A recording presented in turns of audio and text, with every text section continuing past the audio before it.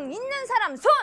야, 이 세상에 심장 없고 심장 안 뛰는 사람 있나요? 자, 전남대병원 유튜버 혈관고 건강고. 자, 오늘은 순환기내과 전문의 홍영준 심혈관 센터장님과 함께합니다. 반갑습니다. 먼저 소개 부탁드릴게요. 네, 안녕하십니까. 저는 광주 전남 권역 심내혈관 센터 심혈관 센터장을 맡고 있는 순환기내과 홍영준 교수입니다. 야, 반갑습니다.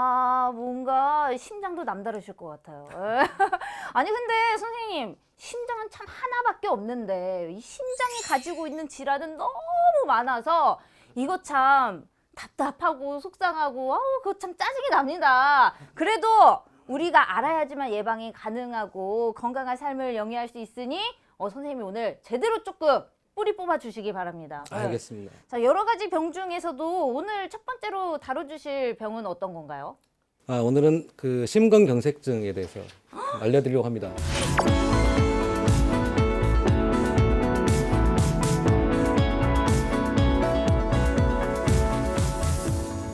오늘 알려주실 질병은 심근경색. 자, 심근경색을 알기 이전에 먼저 건강한 심장이 어떤 것인지부터 알고 가면 좋을 것 같아요. 박지선 리포터는 우리 심장이 하루에 몇 번 정도 뛰는지 박동을 하는지 알고 계십니까? 뛰고는 있긴 한데 횟수는 잘 모르겠고 확실한 건 잘생긴 남자를 보면 수없이 아주 10배로는 더 뛰는 건 알고 있어요. 일반적으로 1분에 심장은 한 70번 정도 박동을 하죠. 뛰고 있고요. 하루 따지면 10만 번 정도 박동을 합니다. 한 70세, 80세 사신다고 그러면 평생 30억 번 정도 심장이 쉬지 않고 박동을 하고 있습니다. 평균적으로 그냥 1초에 한 번씩 뛴다고 생각하시면 되겠습니다. 그래서 심장이 왜 이렇게 평생 30억 번을 뛰느냐. 네. 심장은 이 머리 끝부터 발끝까지 혈액을 공급하는 기관이죠. 심장이 멈추게 되면 모든 기관이 정지를 하기 때문에 심장은 평생 쉬지 않고 돌아가실 때까지 계속 뛰는 것이 우리 기관, 온 몸을 유지하기 위해서 그렇게 뛴답니다. 야, 한평생 쉬지 않고 일을 하는 그 심장이 혈액을 공급을 받으면서 그렇게 열일을 하는데 만약에 그 통로가 딱 하고 막혀버리게 되면 그거 정말 비상이네요. 심장도 이렇게 평생 이렇게 일을 하려면은 심장 자체도 이렇게 피를 받아야 되죠. 그래서 영양분, 산소 이런 것들을 받아야 되는데 그걸 공급하는 혈관을 사슴의 뿔처럼 생겼다고 그래서 관상동맥 이렇게 말을 합니다. 관상동맥이 막히게 되면 오늘 말씀드릴 심근경색증이 발생을 하는 것이죠. 야, 심근경색 주변에서 굉장히 많이 조금 이렇게 발병을 하고 목숨까지 잃었다라는 그 이야기를 종종 듣곤 했었거든요. 그렇게 주변에서까지 들려올 정도면은 꽤나 많이 이렇게 일어나는 질환 같아요. 우리나라 성인 사망 원인 2위가 1위는 아신가요? 1위는 1위? 뇌출혈? 암이죠. 암. 아. 암은 워낙 종류가 많잖아요. 그래서 암이 1위고요. 2위가 심혈관 질환입니다. 심혈관 질환인데 심혈관 질환 중에서도 사망의 제일 흔한 원인이 심근경색증이 되는 것입니다.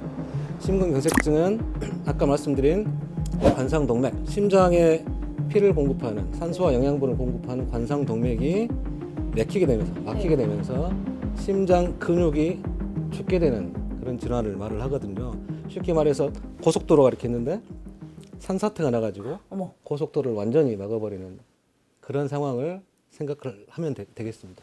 야, 듣기만 해도 굉장히 아찔해요. 이 산사태가 이 혈관에서 일어난다. 그 관상동맥이 막히게 된다. 심근경색은 정말 위험한 질환 중에 하나인 것 같은데 전 또 같이 들었던 게 그렇게 좁아진 혈관을 뭐 이렇게 시술을 해서 넓혔다라는 이야기도 종종 듣고 했는데 그런 부분은 전부 다 심근경색에 해당이 되는 건가요?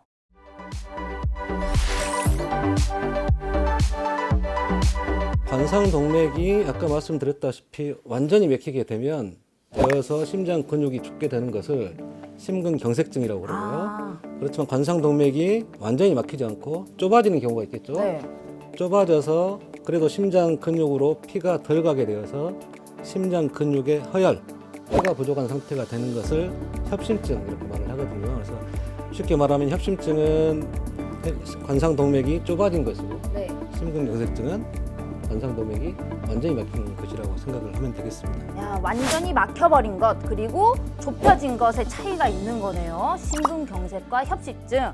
야, 그런 차이점을 두고 있는 걸 좀 아시면 좋을 것 같습니다. 자, 근데 심근경색, 지금 관상동맥이 막혀서 심장이 죽는다라고 표현을 해주셨어요. 심장이 죽는다는 건 목숨을 잃을 수도 있다는 말, 잃는다는 말이랑 똑같잖아요. 이게 얼마나 위험한 질환인 거예요, 그러면?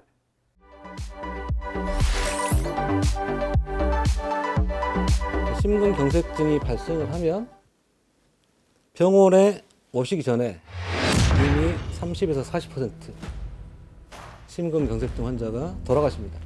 병원 오기 전에. 그러니까 우리 인간이 가지고 있는 병 중에 가장 사망률이 높은 질환이 되겠습니다. 병원을 오시더라도 병원 안에서도 한 5에서 10% 정도는 또 돌아가시게 되니까요. 굉장히 사망률이 높은 질환이고 심근경색증 환자의 2명 중에 1명이 돌아가신다고 보면 되겠습니다. 굉장히 무서운 질환이죠. 이거는 뭐 무섭다 못해 등골이 오싹할 지경이에요. 그러니까 심근경색이 발병을 하게 되면은 정말 많은 분들이 사망까지 이르게 되지만 병원에 빨리 와도 또 그렇게 바로 처치가 안 되고 사망까지 갈 수 있다는 거잖아요. 그렇지만 그 심근경색증이 발생을 했을 때 병원에 빨리 오실수록 네. 살아나실 확률이 아주 높아집니다. 그러면 그 흔히 말하는 골든타임은 어느 정도나 될까요? 우리나라 그 심근경색증 환자를 조사를 해봤더니 병원 응급실에 1시간 이내에 오신 비율이 25%. 4명 중에 한 명밖에 안 되는 것이거든요. 그래서 굉장히 낮은 그런 비율 환자가 병원에 빨리 오시게 되는 것이고요. 빨리 오실수록 살아날 확률이 높고 늦게 오실수록 돌아가실 확률이 높은 병이 심근경색증입니다.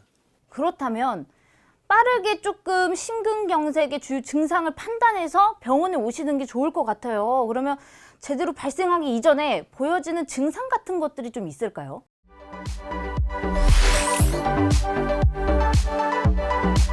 가장 흔한 증상은 이제 가슴 통증이 되겠죠. 이렇게 한번 잡아보실래요? 그렇죠. 심근경색증 증상은 이 손가락으로 가리켜 보세요. 어디요? 아프신 부위를 가리켜 보세요. 심장이 아프면 이러잖아요. 손가락으로 이렇게 가리키는 통증은 심근경색증 통증이 아니고요. 손바닥으로 이렇게 움켜 잡을 정도의 통증이 심근경색증 통증입니다. 그래서 대부분 환자들은 심근경색증 발생을 하면 네. 죽을 것 같다. 그런 느낌을 먼저 받는다고 그러고요. 굉장히 심한 통증을 느끼게 됩니다. 아마 사람이 느낄 수 있는 가장 심한 통증을 일으키는 질환이 심근경색증이고요. 그 증상의 양상은 앞가슴을 짓누른다 라든지 쥐어짜는 듯하다, 칼로 도려내는 듯하다, 이런 표현을 많이 사용을 합니다.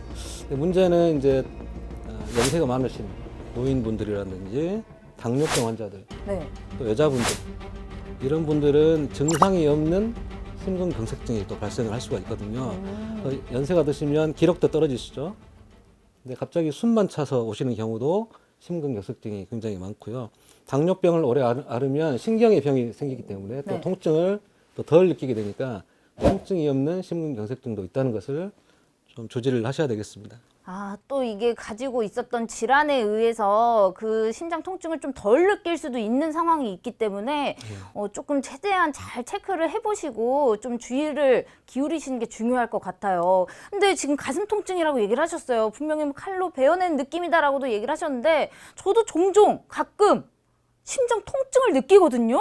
근데 생각보다 이게 찌릿해서 안 멈추고 짜릿하게 느낄 때가 있어요. 그럼 이럴 경우에도 병원에 빨리 와야 할까요?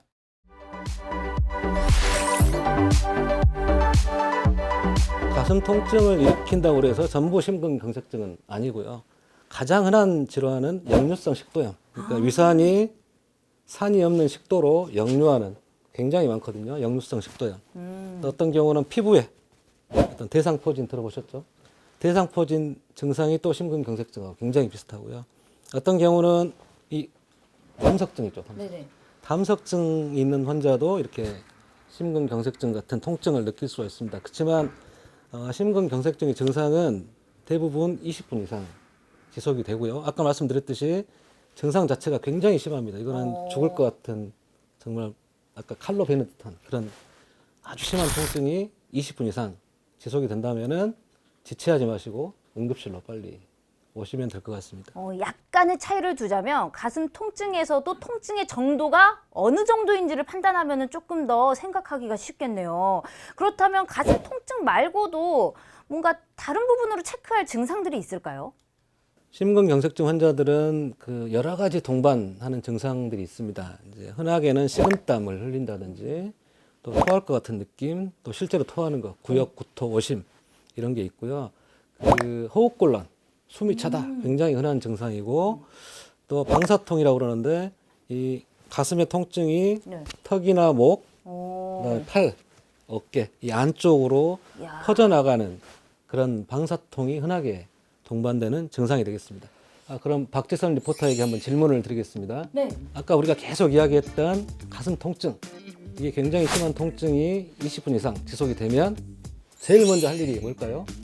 빨리 병원에 가라고 하셨잖아요. 병원에 가야죠, 병원. 제일 먼저 하실 일은 119. 어. 119에 전화를 거시는 겁니다. 119에 전화를 거셔서 도움을 받으셔가지고 빨리 응급실에 오실 수 있도록 하시는 게 제일 중요하고요.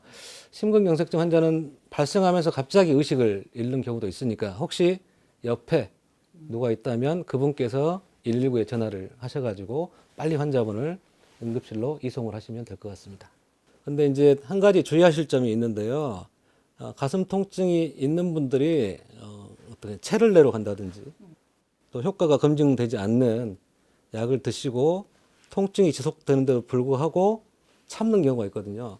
아까 말씀드렸듯이 심근경색증은 시간이 오래 갈수록 늦게 오실수록 사망률이 올라간다고 그랬기 때문에 증명이 되지 않는 검증되지 않은 치료는 하지 않는 게 좋으시고요. 아까 말씀드렸듯이 119에 빨리 전화하셔서 빨리 응급실로 오시는 게 중요하겠습니다. 골든타임이 생명입니다. 이 심근경색. 내가 당사자가 될 수도 있고 이 주변 나의 친척, 가족, 이 친구들이 또 이 당사자가 될 수 있기 때문에 우리가 그 주요한 증상들을 알고 또 그리고 그릇된 정보들을 그 실행하지 않는 것이 굉장히 중요할 것 같아요. 좋은 말씀 많이 해주셨는데 자 그렇다면 심근경색 치료 방법 이거 빨리 알아가야 될 것 같아요. 치료 방법 있는 거죠? 심근경색증은 치료를 하면 거의 나을 수 있는 병이기 때문에 치료를 잘 받으셔야 됩니다. 궁금하십니까? 너무 궁금해요. 빨리 알려주세요. 그렇다면 2편을 눌러주세요. 야, 우리 선생님 밀당 좋으시네요. 우리 2편에서 치료 방법 알아보도록 할게요. 2편 눌러주세요. 2편.